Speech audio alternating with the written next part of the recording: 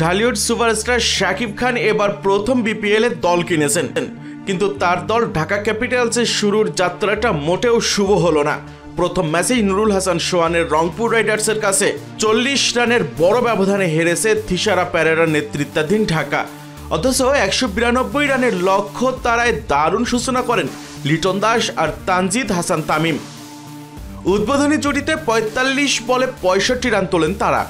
সেখান থেকে শেখ মেহেদীর ঘূর্ণিতে হঠাৎই ধস। 10 রানের ব্যবধানে ঢাকার 4 উইকেট তুলে নেন মেহেদী। ইনিংসের অষ্টম ওভারে তিনি ফেরান 2টি করে সমান 4 ছক্কায়। 21 বলে 30 রান করা তানজিদ তামিম আর 2 বলে 1 ছক্কায় 6 রান করা হাবিবুর রহমান সোহানকে 1 ওভার পর এসে আউট করেন 27 বলে 31 রান করা লিটন দাস এবং 1 রান করা ফারমানুল্লাহ শাফিকে। বিনা উইকেটে 65 থেকে 4 উইকেটে 75 রানে পরিণত হয় ঢাকা। 100-র আগে শেষ হয়ে যায় ইনিংসের অর্ধেক। এরপর আর ঘুরে দাঁড়াতে পারেননি শাকিব খানের মালিকানাধীন এই দলটি।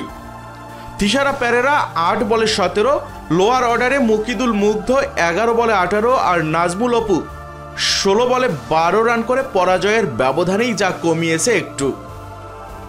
9 উইকেটে 151 রানে থামে ঢাকার ইনিংস। 4 ওভারে 27 রানের বিনিময়ে 4টি উইকেট শিকার করেন শেখ মেহেদী। 15 রানে 2 উইকেট তুলে নেন Khushdil Shah.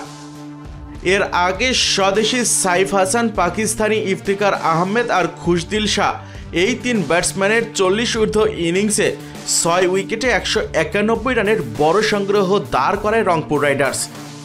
Home of cricket খ্যাত মিরপুরের শেরেবাংলা জাতীয় ক্রিকেট স্টেডিয়ামে টসে জিতে প্রথমে বোলিং করার সিদ্ধান্ত নিয়েছিলেন ঢাকা অধিনায়ক থিসারা পেরেরা।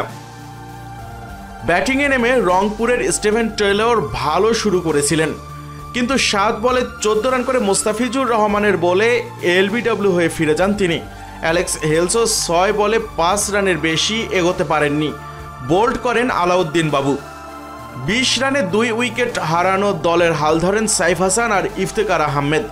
65 বলে 89 রানের জুটি করেন তারা। অবশেষে টানা 2 ওভারে সেট 2 ব্যাটসম্যানকে ফেরান আলাউদ্দিন বাবু। সাইফ 33 বলে 2টি করে 4 ছক্কায় 40 রান করে আউট হন। হাফ সেঞ্চুরি থেকে মাত্র 1 রান দূরে থাকতে বড় শট খেলতে গিয়ে বাউন্ডারিতে ক্যাচ হন ইফতেখার আহমেদ। 38 বলে 8 বাউন্ডারিতে পাকিস্তানি ব্যাটসম্যান করেন 49 রান।